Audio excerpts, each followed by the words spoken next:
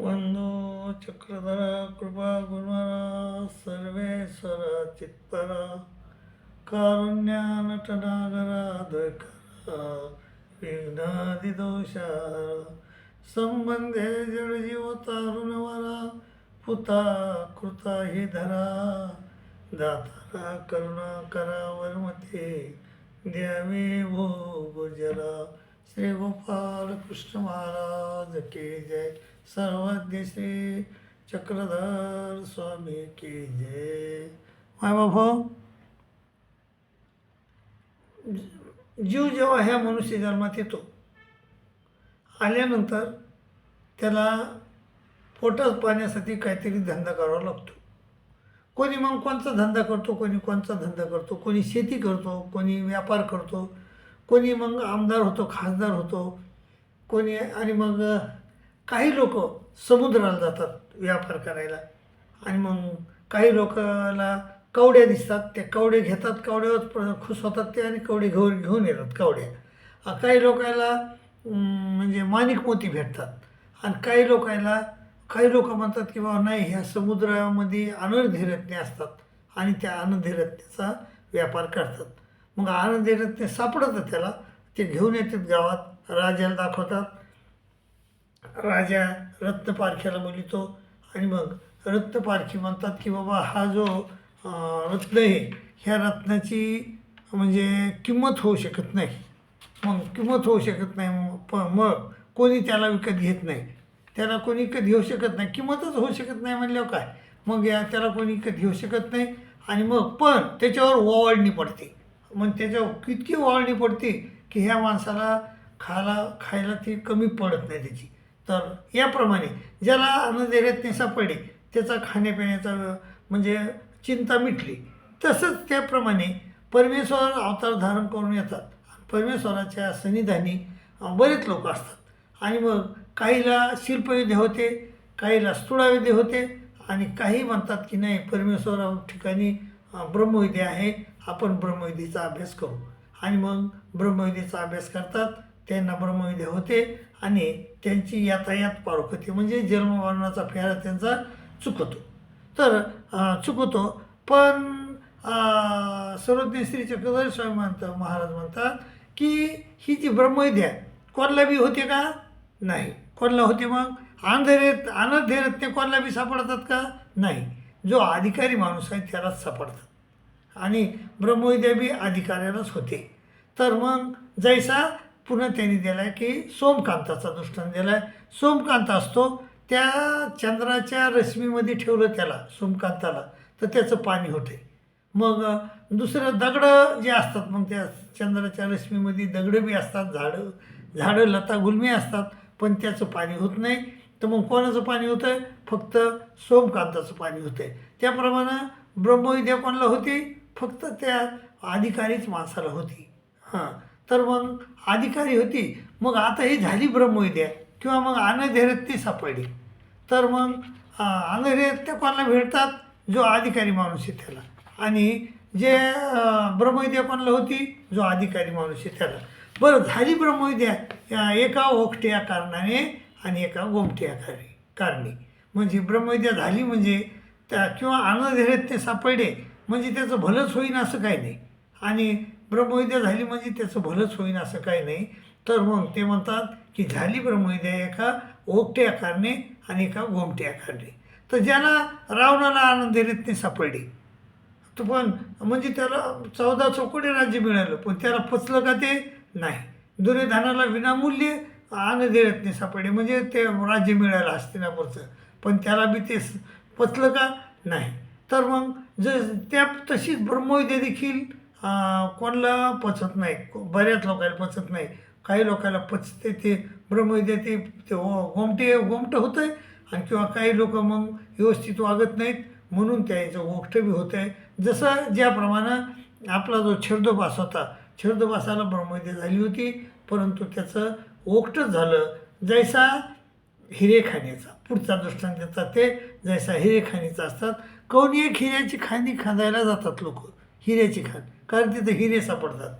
मग हिरे तर जातात, तर खांता खांता खांब राखती ओदरे टेकासुटी त्याशी षटकोनी कोणाला षटकोनी हिरा सापडतो, कोणाला हिरकणी सापडते, आणि कोण एकदा कोणचा निस्तात निघतो आणि कोणावर दरड पडते, दरड. त्याप्रमाणे परमेश्वर सन्निधानी असताना कोणाला शिल्पविद्या होते, कोणाला स्थूळविद्या होते, आणि कोणाला म्हणजे काय होतं आहे त्याला देहविद्या होते, आणि कोणाला नित्यनरक बी होतो, दरड पडते त्याच्या अंगावर.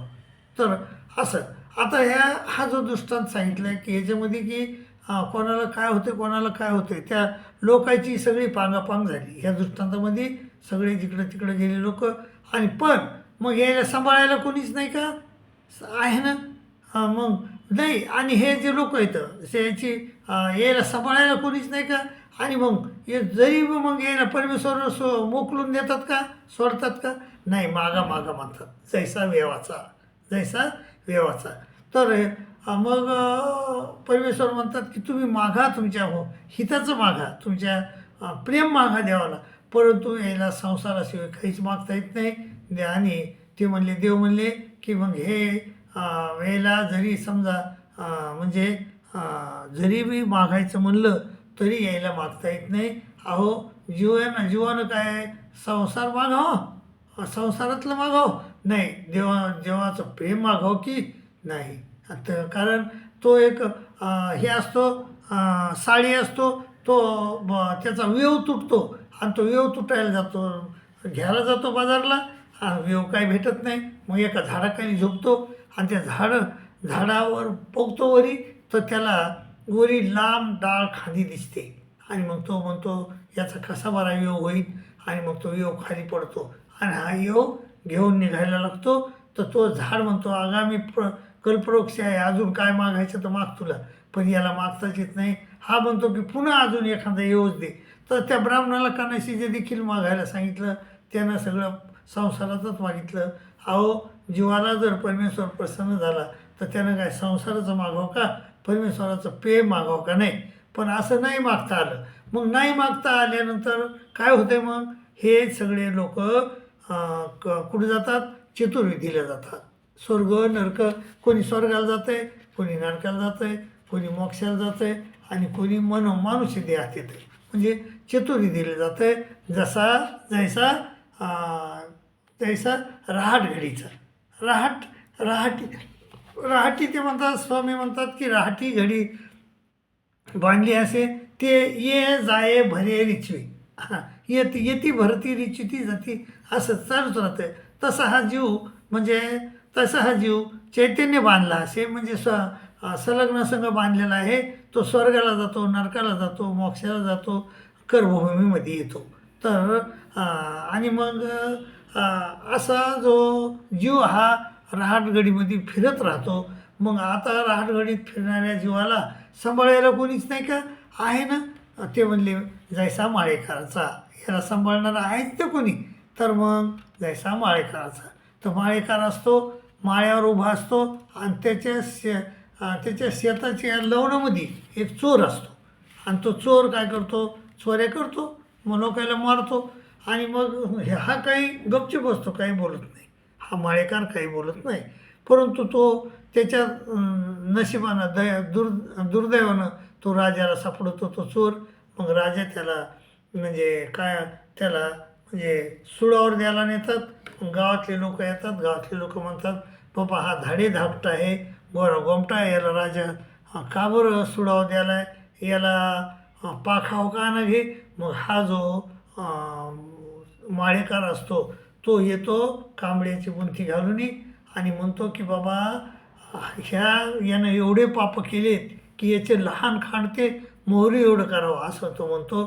आणि मग लहान खांड ते मोहरी एवढं करावं, आणि मोठं खांड देखील त्याच्यापेक्षा, आणि गाव पुजावं, असं तो म्हणतो. मग आता इथं हा जो दृष्टांत आहे, ह्या दृष्टांतामध्ये एकच सामुग्री त्या चोराजवळ सांगितली, संत. मग एकच सामग्री आहे का जीवाजवळ, नाही. जीवाजवळ दोन सामग्री आहेत, संत आणि असंत सामग्री. जैसा डोळ्याचा, तर डोळ्याच्या ठिकाणी स्वच्छता दोन्ही सामग्री आहेत, तेच सामग्री आणि मेच सामग्री. तेच सामग्री वाढवली तर रत्नाचे गरिबीचे खुंटले रंग देते आणि मेळ सारी वाघडली तर काहीच न देखे. तैसे त्याप्रमाणे आपण संत सामग्री आणि असंत सामग्र्या अशा दोन्ही सामग्र्या असतात. आणि ह्या संत सामग्रीमुळं आपल्याला परमेश्वर म्हणजे संत सामग्री म्हणजे देवतेच्या विद्या. तर हे या संत सामग्रीमुळं आपल्याला असं वाटतं की आम्हाला परमेश्वर होईल.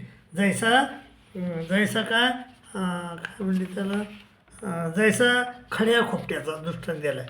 तर त्या खड्या खोपट्याच्या दृष्टांतामध्ये कोणी एक डोहाच्या थडी डोह असतो एक मोठा आणि त्या डोहाच्या थडीला एक शहाणा माणूस बसलेला असतो आणि तिथे एक येडा माणूस येतो आणि तो काय करतो त्या डव्हाकडे बघतो. डव्हाच्या खाली बुडाला हिरवे लाल पिवळे खडे असतात. तर ते खडे बघून त्याला वाटतं आपल्याला खडे मिळावे आणि मग तो खडे बघून काय करतो खडे घेण्याचा हात घालून घेण्याचा प्रयत्न करतो, पाय घालून घेण्याचा प्रयत्न करतो, म्हणजे बुडी मारून घेण्याचा प्रयत्न करतो. पण ते खडे काही त्याला सापडत नाहीत. त्याप्रमाणे मग शिल्पविद्यामुळं आपण आपल्याला वाटतं की परमेश्वर होईल आणि म्हणजे अपरोक्ष विद्यामुळं आपल्याला वाटतं की परमेश्वर होईल. परंतु ह्या संत सामग्रीनं परमेश्वर होत नाही. परमेश्वराच्या मार्गानंच आपण जर गेलो तर परमेश्वर भेटत असतो.